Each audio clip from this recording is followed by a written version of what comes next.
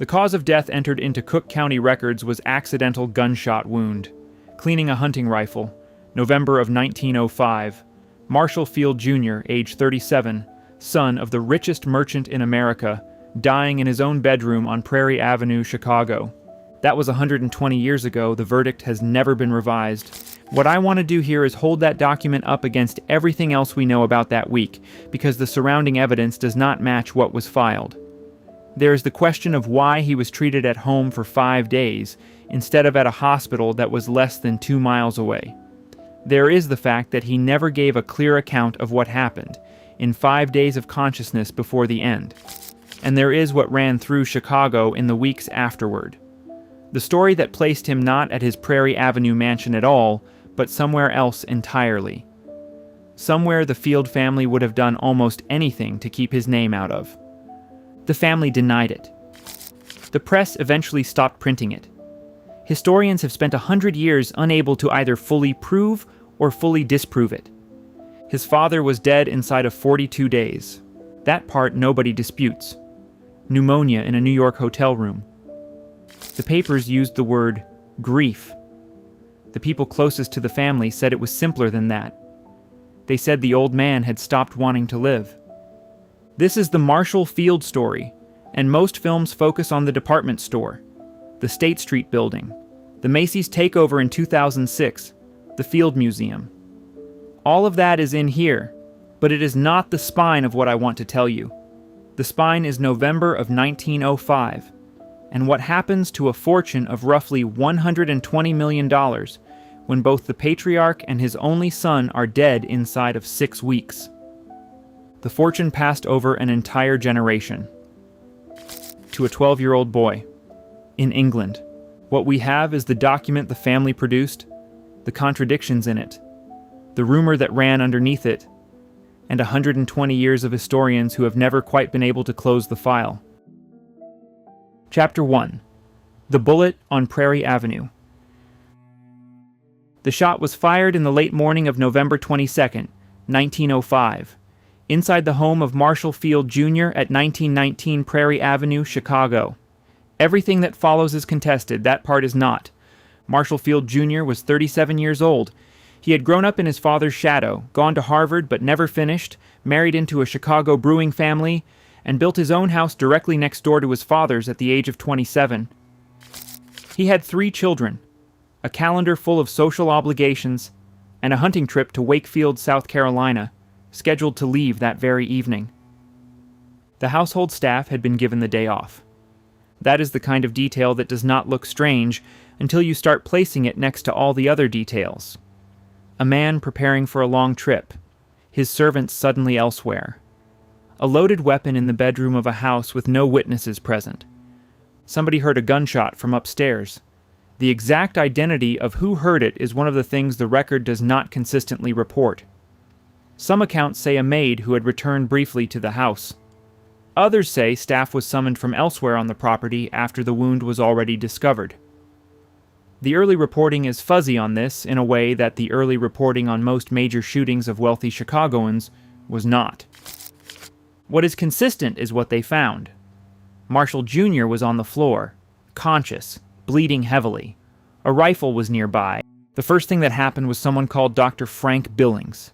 Billings was the personal physician of Marshall Field Sr., the father, and by extension the family. He was also the dean of the Northwestern University Medical School and one of the most respected doctors in the city. The Fields paid him handsomely. He arrived at Prairie Avenue within the hour, stabilized the patient at home, and made the first major decision of the day. Marshall Jr. would be treated in his own bed, not at a hospital. This is the part of the timeline I keep coming back to. The man had a serious abdominal gunshot wound. Mercy Hospital was nearby. The University of Chicago hospitals were within reach. What he needed, by any reasonable medical judgment of the period, was a sterile surgical environment. What he got was his own bedroom and a doctor who was effectively employed by his father. There is a defense available for that call on medical grounds. The patient was stable. Moving him risked making the wound worse. The family preferred the comfort of home. All of that was published, all of that was technically true. What was also true is that the house offered something a hospital could not: privacy. The kind of privacy where reporters do not walk the halls and orderlies do not gossip with their relatives. A second physician was reportedly consulted. The bullet was somewhere in the abdominal cavity, possibly near the spine, and the surgical risk in 1905 was severe even for the best hospitals in Chicago. The decision was not to operate. The wound was cleaned, the patient was made comfortable, and the family settled in to wait. Marshall Field Sr. was in New York when the news reached him. He boarded the next train back to Chicago and arrived to find his son already weakening. The press was kept at the front gate.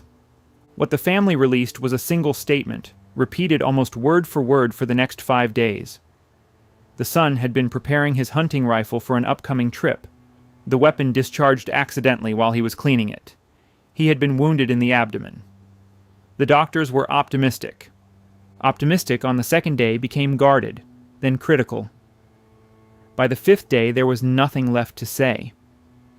Marshall Field Jr. died on November 27th, 5 days after he was shot, 37 years old. The family released a second statement. The same statement, more or less. Accident. Cleaning. Tragic. What they did not say was anything concrete about the wound. They did not detail exactly where on the body the bullet had entered. They did not explain why the household staff had been given the day off in the first place. And they did not address the simplest question of all, which is why an experienced hunter who had handled rifles his entire adult life would have pointed a loaded weapon at his own torso while wiping it down for a trip he was leaving for that night. The Chicago papers printed the family statement. Some of them in the inside pages also printed something else. Not a contradiction. A hint. The Tribune was the most direct. It noted that there were rumors and refused to elaborate. The reason the paper would not elaborate is that the rumor was specific in a way the paper could not legally print. Not in 1905. Not without proof. And the people who could have provided proof were not talking. Marshall Field Jr. was buried at Graceland Cemetery on November 30th. His father walked behind the hearse. His widow walked behind the father. The house at 1919 Prairie Avenue, the home he had built next door to his father's, was closed up within the week. His 3 children were moved 2 doors down into Marshall Field Sr.'s home. Their grandfather would be buried inside of 6 weeks. And the rumor that the Tribune refused to elaborate on, the one Dr. Billings had spent 5 days managing inside a closed house on Prairie Avenue, would outlive everyone who was in the room that day. It is still alive 120 years later. That part comes later in this film. Chapter 2. The trip he did not have to take. He left for New York on January 8, 1906. The funeral had been 40 days behind him. There is a small thing in that decision worth noticing. Marshall Field Sr. was 71 years old. He had built one of the largest department stores in the world. There was nothing left for him to prove. And in early January he climbed onto a Pullman car and rode east in winter to keep business meetings in Manhattan that any of his lieutenants could have handled for him. His sister, who had been staying with him at the Prairie Avenue house, asked him not to go. The weather was bad. He was not sleeping. Most of December he had spent walking the upstairs halls of the mansion at hours when no one else was awake. He went anyway. This is the part of the story most accounts skip past in a sentence or two, and I think the speed is wrong. What happened to Marshall Field Sr. between Thanksgiving and his own death was not a single event. It was a slow withdrawal, watched closely by the people who lived with him, and most of them came to the same private conclusion before the doctors did. He had stopped wanting to be in Chicago. The house at 1900 Prairie Avenue had become impossible. His son's home was directly next door, closed and dark. The 3 grandchildren were now sleeping in rooms his wife Nanny used to occupy when she still lived in America, which by the 1880s she no longer did. Nanny had been dead for almost 10 years by then. She had spent her last decade in the south of France, at a villa in Villefranche, where she had moved for her health and never come back from. She died there in 1896 and was buried in Chicago, in a vault Marshall built for her at Graceland. By January, that vault held his wife and his only son. The grandchildren were Marshall Jr. III, who was 12, Henry, who was 9, and the youngest, Gwendolyn, who was 3. Their mother, Albertine, had outlived her husband by all of 2 months and was already in the early stages of plans that would take her and the children out of the country. Marshall Sr. knew he had not stopped her. That is one of the details that has stayed with me as I read the family correspondence and the early biographies. He had the resources to keep his grandchildren in Chicago. He could have housed them, schooled them, controlled their upbringing. The fortune he was about to leave behind would be controlled by trustees, but his influence while he was alive could have set the direction.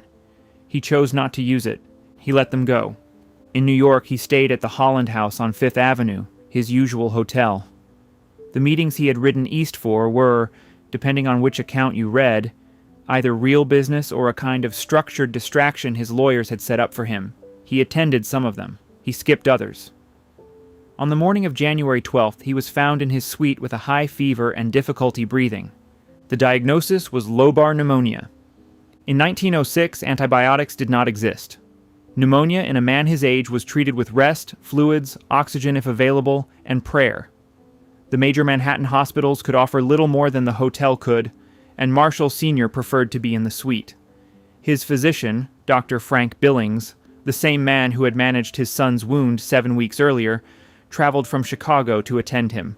What Billings reportedly told the family, in the language doctors use when the medical fight is no longer the relevant fight, was that the patient lacked the will to recover. That is a clinical phrasing for something the household staff at the Holland House described more plainly. They said he had stopped eating before the fever set in. He had been refusing meals for days. By the time the pneumonia took hold, he was already weakened beyond what the chart reflected. Marshall Field Sr. died at the hotel on the morning of January 16, 1906. The body was returned to Chicago by private rail car. The funeral, like the one before it, was at Graceland. The coverage was extensive, and the language across the major papers was almost suspiciously uniform. The New York Times wrote that he had been broken by the loss. The Chicago Tribune wrote that he had never recovered from November. The financial press wrote about the disposition of the estate. What Billings had said privately did not appear in any of them. The estate was estimated at between $120 and $140 million. Numbers that large in 1906 are difficult to convert cleanly into modern terms, but most economic historians put the equivalent purchasing power somewhere above $3 billion. Some put it higher. Either way, it was one of the largest individual fortunes in the country, and on January 16th it had no clear master. His son was dead. His daughter-in-law was leaving the country. His grandchildren were minors. His wife had been gone a decade. The will had been written and rewritten over the previous 20 years, but the version that controlled the outcome was the one filed during the final weeks of 1905, the same month his son was shot. He updated it within days of the funeral. The bulk of the fortune was placed in a trust. The terms held the principal back from his grandson for decades, with the income managed by a board of trustees in Chicago and the boy himself raised by his mother, wherever that turned out to be. Decades. The boy was 12 years old. He would be a grown man before he could touch the money his grandfather had spent 50 years building.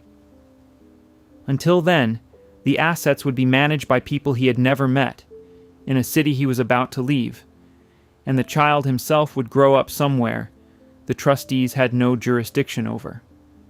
Marshall Field Sr. had built one of the largest fortunes in America and then structured it so the heir could not reach the principal for most of his life. The setup assumes a great deal about the boy, about the mother, about the trustees, about the country the trust was filed in. It assumes more than anything that what destroyed Marshall Field Jr. was a problem of place, that a child raised somewhere else by someone else on the income of a Chicago fortune but at a safe distance from Chicago itself would turn out differently than the son had.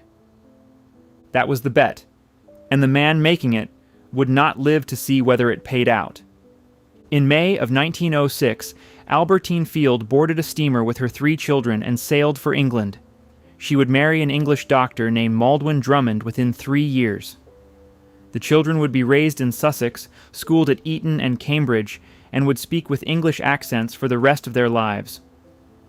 The Marshall Field fortune crossed the Atlantic with them. Chapter 3: The Empire and the Empty Marriage. By 1905, Marshall Field and Company employed 12,000 people and ran the largest department store in the world.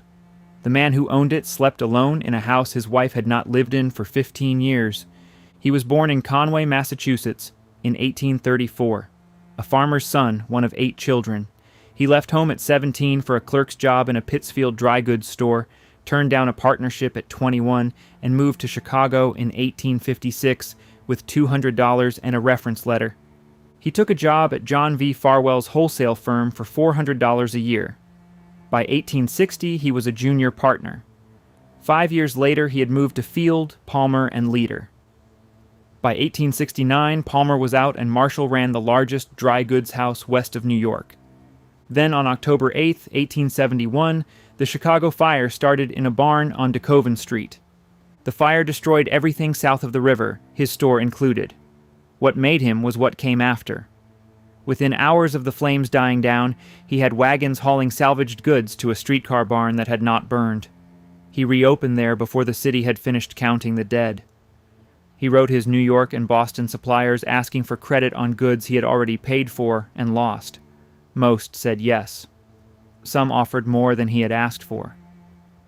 By 1873, he had a 6-story building on State Street. 8 years later, he bought out Levi Later and renamed the company Marshall Field and Company. Through the 1890s, he was the wealthiest man in Chicago. What he did that nobody else was doing was simple. He split retail from wholesale and built 2 complete operations. He hired women as floor staff when most stores still used only men.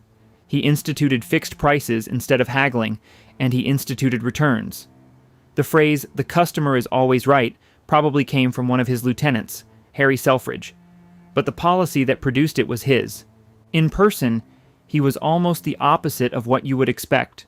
Cold, reserved, 6 in the morning to 6 at night at the store. Almost never photographed smiling.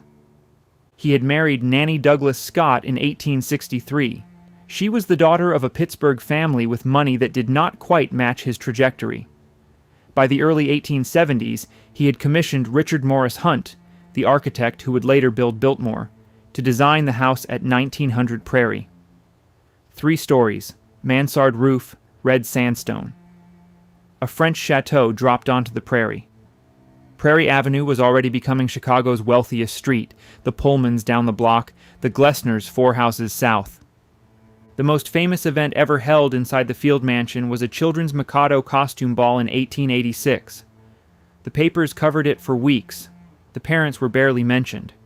The household was already running on an arrangement where the children had a social calendar and the adults had separate ones. By the early 1880s, Nanny's health had begun to deteriorate in ways the doctors could not agree on. Severe headaches. What they called nervous exhaustion. The standard treatments. Rest cures, travel, European spa towns. By 1888, those trips had become a permanent residence. She moved to a villa in Villefranche-sur-Mer, on the French Riviera. Marshall did not go with her. He visited. The correspondence suggests the visits were infrequent. He sent money. He sent letters. They never separated legally and never divorced. He ran his empire from Chicago, and she lived out the rest of her life on the Mediterranean. And the 2 facts sat side by side without anyone pretending otherwise. This is the part of his life I find hardest to read about, because the biographies treat it as a footnote. 18 years of separation, mentioned in passing. By the time their son Marshall Jr. was old enough to notice, his mother was effectively in another country, and his father was effectively at the store. He and his sister Ethel were raised by nurses, tutors, and the social calendar of upper-class Chicago. They saw their father at meals. They saw their mother on summer trips to France. Nanny died at Villefranche in February of 1896. She was 55. Marshall, then 61, attended the funeral and went back to work the following Monday. This is the marriage that produced the son who was shot in 1905. I am not arguing it caused what happened. The line between an absent mother, a distant father, and a 37-year-old son's gunshot wound is not one you can draw cleanly. The Field family by the late 1890s was a fortune with people attached to it. rather than a family that happened to have money. The fortune kept growing. By 1905, Marshall Field and Company was one of the largest privately owned businesses in America. And the man who owned it lived alone in a 40-room mansion with his wife dead, his son nearby but distant, and his only daughter married to a British naval officer and living in England. The shot fired on the morning of November 22, 1905, was about to take what was left. Chapter 4. What was whispered on Dearborn Street? A mile and a half north of the Field Mansion, on the 2100 block of South Dearborn Street, two sisters from Kentucky ran the most exclusive brothel in America. Ada and Minna Everly opened the Everly Club in February of 1900. 50 rooms across two adjacent townhouses, a gold-leafed music room, a dining room where dinner cost $50 a head, in a city where most working men earned less than $2 a day. They paid off the police. They screened their guests. They kept a guest book. The guest book is what mattered. The sisters destroyed it before the club was raided in 1911, but enough former employees and regulars talked over the next 30 years to give historians a partial reconstruction. Visiting European royalty, United States senators, Chicago aldermen, Prince Henry of Prussia, and, according to multiple accounts that surfaced afterward, Marshall Field Jr. That is the documented part. He was a regular. The Tribune knew it. The Chicago police knew it. So did anyone in the Field family inner circle who paid attention to where Marshall Jr. spent his evenings when he was not at home with his wife and children. What happened on the night of November 21st, or the morning of November 22nd, 1905, is where documentation ends and rumor begins. The version that ran through Chicago went like this. He had been at the club. There was an altercation, possibly with another patron, possibly with one of the women who worked there, possibly with Marshall Jr. himself in a moment that turned on him. A gun was fired. He was wounded badly enough that the sisters could not pretend he had simply gone home drunk. So they did the only thing that protected the club, the Field family, and the network of payoffs that kept South Dearborn Street running. They got him out, by carriage in the early hours, back to 1919 Prairie Avenue, into a house the servants had been told to vacate, into his own bedroom, with the rifle staged nearby to support the story the family was about to tell. Dr. Frank Billings arrived within the hour. He treated the wound at home.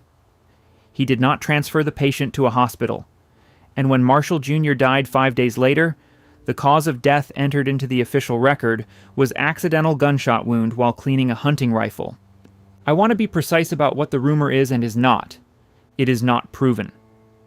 The Everly sisters denied it for the rest of their lives. Karen Abbott, whose research into the club's records is the most thorough we have, concluded that the evidence is contradictory and incomplete. The sisters had every reason to deny it. The Field family had every reason to deny it. The alternative was a public scandal that would have outlived the patriarch by decades. What we have is a set of details that do not match the official version and a rumor that does. The household staff sent away on a morning when the head of the house was preparing for a long trip. The decision to treat at home rather than transfer to a hospital within reach. The Tribune teasing rumors it would not specify, which major Chicago papers in 1905 did not typically do. The absence of any clear account from Marshall Jr. himself across 5 days of consciousness. The speed of the cover. By the time reporters arrived at the gates, the story was already in place. Hunting rifle, cleaning, accident, none of this is proof. All of it is consistent. The thing the cover was protecting, if there was one, was not really Marshall Jr. He was already dying. It was protecting his father. Marshall Field Sr. was 71, recently widowed, and watching his only son bleed out in a bedroom 40 feet from his own. The version that said hunting accident he could survive. The version that said Everly Club, shot in a brothel argument, carried home in a carriage at 4 a.m, would have been the last thing he saw in print before his own pneumonia took him. The cover, whoever organized it, gave him those final weeks. That is the only part of this story where, reading it now, I find myself sympathetic to the cover. Chapter 5. The Boy Who Forgot He Was American. He was 12 when he left Chicago and 20 when he came back. Most of what shaped him happened in those 8 years, none of it in America. Marshall Field III arrived in England in the summer of 1906 with his mother, his younger brother Henry, and his sister Gwendolyn. Albertine Field rented a house in London first, then bought one in the country. By 1908 she had married Maldwin Drummond, an English doctor with a property in Hampshire and a comfortable position in the social register that did not require American money to maintain. Drummond was kind to the children. The boy who would have been Marshall Jr. III in Chicago became, in Hampshire, simply Marshall. The American accent was gone within a few years. The Field name, in English society, registered as a curiosity rather than an identity. Eton came at 13. The school in the early 1910s was where the British ruling class trained. The boys in his form would run the Empire, the Foreign Office, the Bank of England. Marshall fit in. Small for his age, not athletic, but clever and well-mannered and rich in a way the school understood. From Eton, Trinity College, Cambridge, in 1913. He read history, joined the boat club, made friends he would keep for the rest of his life, most of them British. Then in August 1914, the war started. There was no requirement that he fight.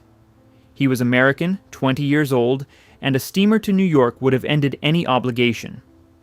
The trustees in Chicago, holding millions in Field principal, would have been entirely happy to keep him out of European trenches.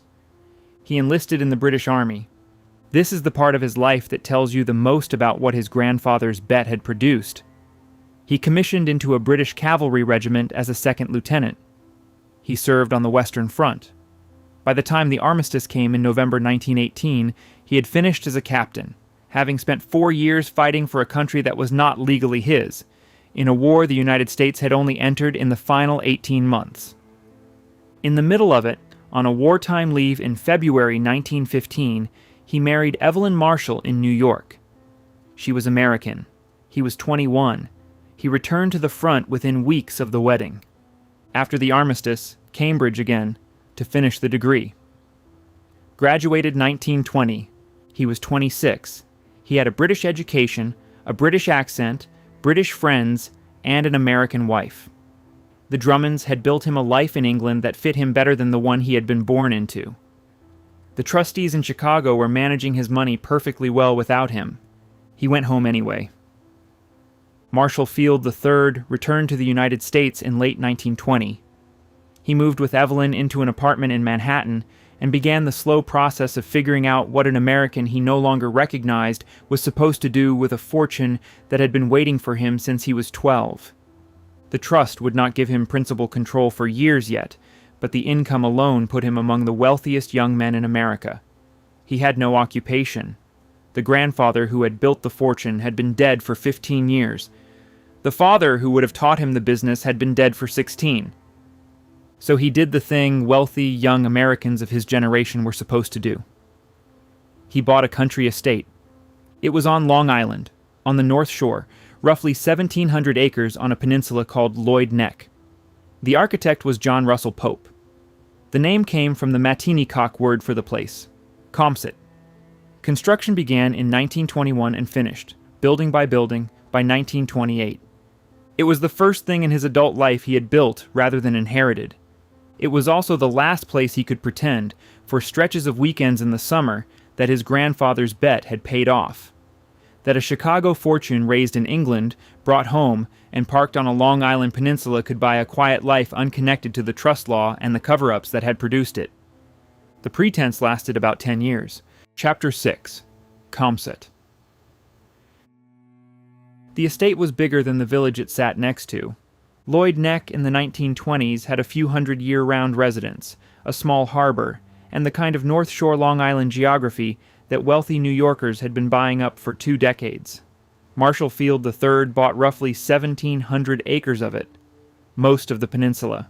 Enough land that on a clear day, standing at the highest point of the property, you could see no other house in any direction. That was not an accident. Caumsett was designed to be self-contained. A working farm with its own dairy herd, a power plant, cold storage, 2 private beaches, substantial stables, a polo field, tennis courts, walled gardens that supplied the house with vegetables year-round. The architect was John Russell Pope, who would go on to design the Jefferson Memorial and the National Gallery of Art. In 1921, he was a fashionable young classicist who had not yet built anything monumental, and Marshall Field gave him the kind of brief that lets an architect become one.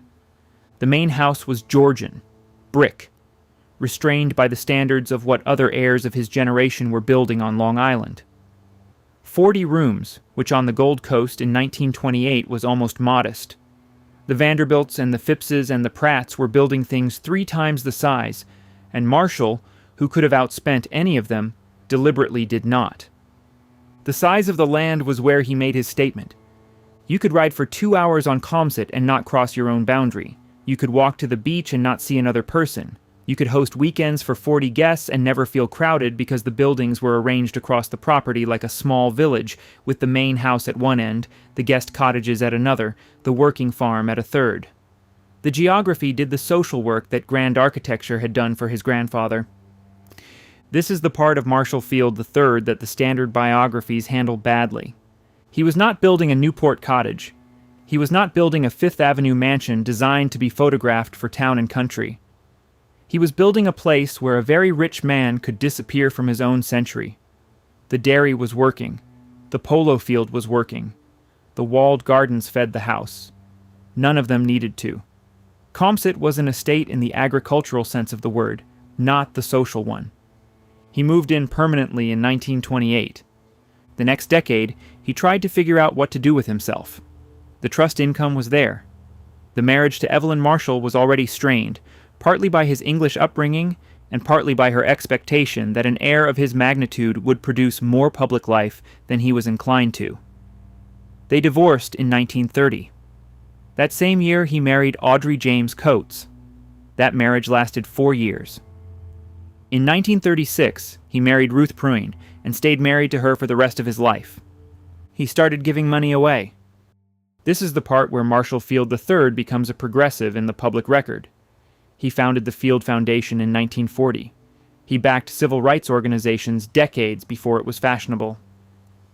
In 1941, he founded a Chicago newspaper, The Sun, specifically to give his city a liberal alternative to the Tribune. He wrote a book in 1945 called Freedom is More Than a Word, arguing that the American economic system was leaving too many people behind. All of it real, all of it consequential. What I want to say carefully is that the politics and the estate existed at the same time. He did not give Caumsett away. He did not move out of the dairy farm and the polo field to live closer to the people his foundation was helping. The Field Foundation funded what his conscience asked it to fund, and the man making the decisions did so from 1,700 private acres on Long Island. There was no contradiction in his mind. There may not have been one, in fact, but it is worth saying out loud because the reverent accounts tend not to. He lived at Caumsett for the rest of his life. The peninsula was the answer he had built to his grandfather's question. A Chicago fortune, raised in England, brought home, and spent on land instead of on the kind of social life that had produced the catastrophe of 1905. Whether the answer worked depended on what you thought the question had been. Chapter 7, The Second Field Who Could Not Carry It. He was born in May of 1916, while his father was still serving with the British forces in France. Marshall Field IV grew up between two countries. The early years split between New York and the family's English connections, then anchored in the United States once his father returned and settled with Evelyn at Caumsett. Summers on Long Island, winters in New York, schools chosen deliberately so that he would not turn out, as Marshall III privately put it, too English to function in his own country. A boarding school in Massachusetts, then Harvard, graduating in 1938. He was the first Marshall Field of 4 generations to actually finish university in the country where the fortune had been made. Law school followed at the University of Virginia.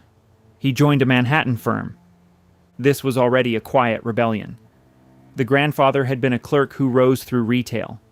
The father had been an heir who built a country estate and a foundation. The son chose a profession with regular hours and other people's deadlines in a city where the field name carried weight but did not run anything. The war came in 1941. He enlisted in the Navy and served as a gunnery officer in the Pacific, 3 years on combat ships. By the time he came home in 1945, he was carrying what the medical literature of the period was only beginning to describe, and what later generations would name more precisely. His father offered him a job. Marshall III was running the Sun by then, the Chicago liberal paper he had founded in 1941. The paper was losing money. It needed a publisher who could cut costs without gutting the editorial position. It needed someone in Chicago, full-time, which Marshall III at 60 no longer wanted to be. The Sun said yes. He moved to Chicago in 1947, took over the Sun. The following year, he merged it with the Chicago Times to create the Sun-Times, which under his management became profitable for the first time. He bought additional papers.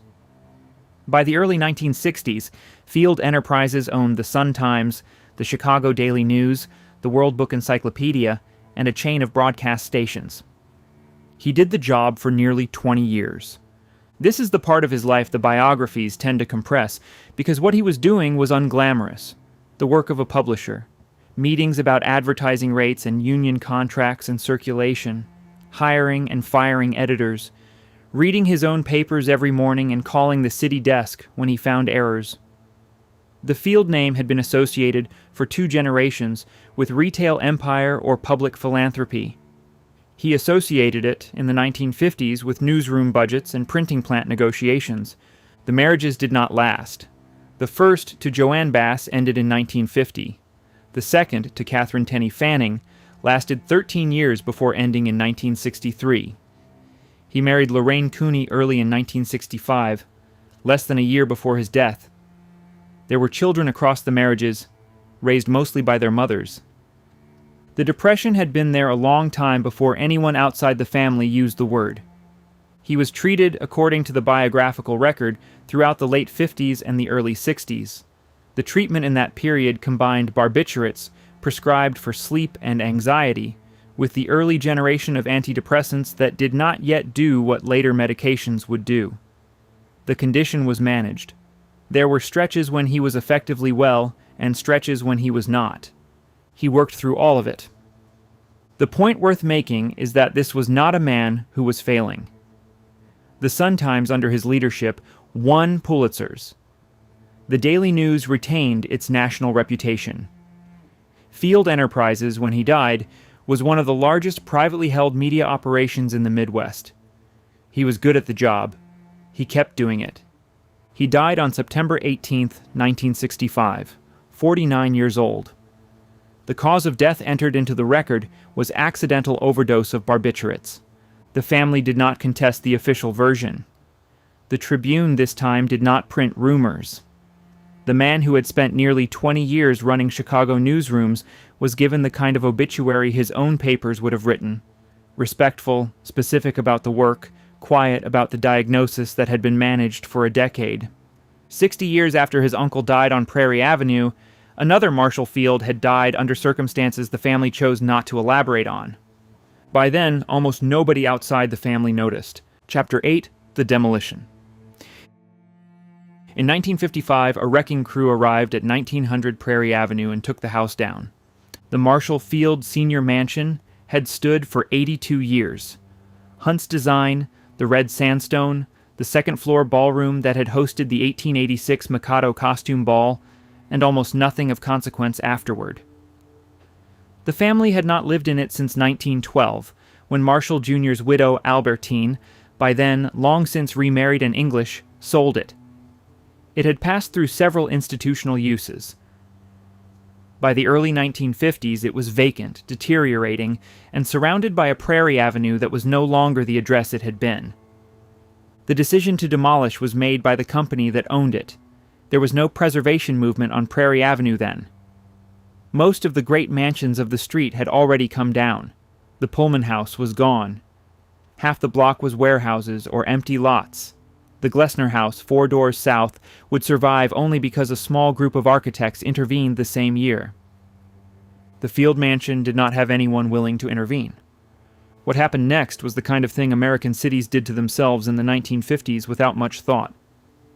The wrecking ball worked through the upper floors first, the mansard roof, the dormers, the carved stone over the entrance.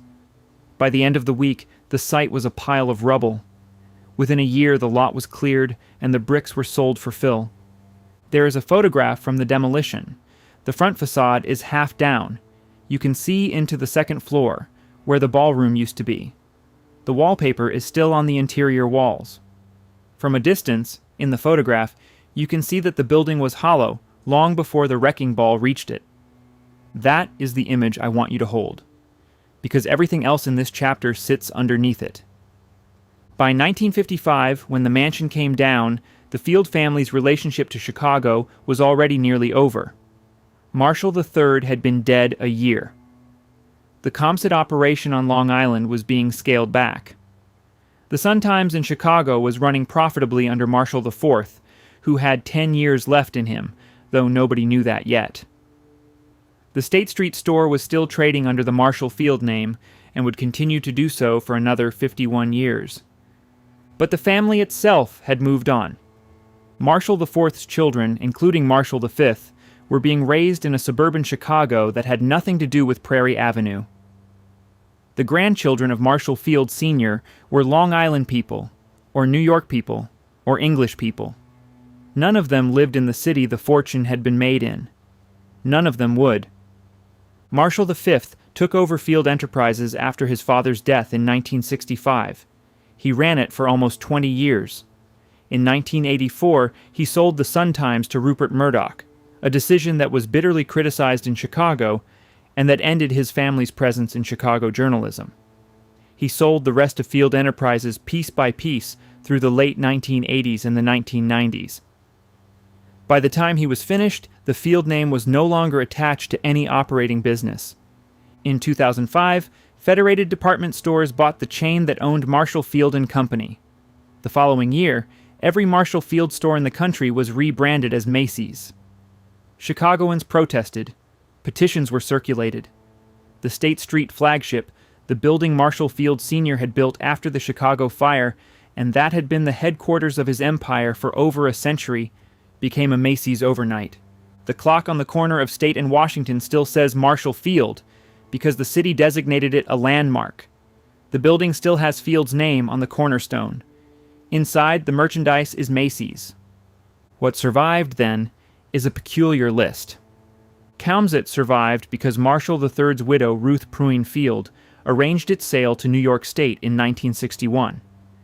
It is now Caumsett State Historic Park Preserve, open to the public. The mansion still stands, used for events. The Field Museum survived because the original endowment was structured to outlast the family. It is one of the largest natural history museums in the world. The name on the building has nothing to do with anyone now alive.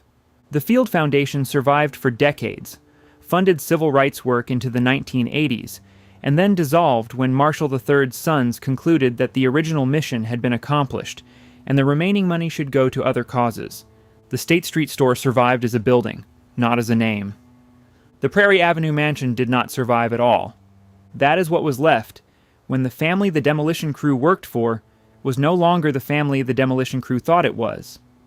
By 1955, the people who had cared about what the building meant were already gone, and the people who would have cared a generation later were not yet paying attention. The lot at 1900 Prairie Avenue is today parking. 120 years on, the file on Marshall Field Jr. is still open. The official cause of death has never been formally revisited. The Everleigh rumor has never been formally confirmed. The two versions sit in the historical record next to each other, and the family that could have settled the question is gone. What happened to the fortune is easier to answer. $140 million in 1906 bought a Long Island peninsula, a Chicago newspaper, a museum that still bears the name, and 4 generations of heirs who lived comfortably without ever building anything close to what the first Marshall Field had built. The bet the old man made on his deathbed, that distance and trustees and an English upbringing could protect a child from what his own son had become, did not really get answered. Marshall III lived a long, productive, complicated life and died of natural causes at 63. Marshall IV did not. The Prairie Avenue mansion is a parking lot. Caumsett is a public park. The store on State Street is a Macy's. The clock on the corner still says Marshall Field, and almost nobody walking past it knows why. That is what happens to most American fortunes, eventually. The Fields were not unusual in losing theirs. They were unusual in how cleanly the losing tracks the question the family never quite asked out loud, which was whether the money had ever made any of them happy in the first place. Reading the record now, I do not think it did.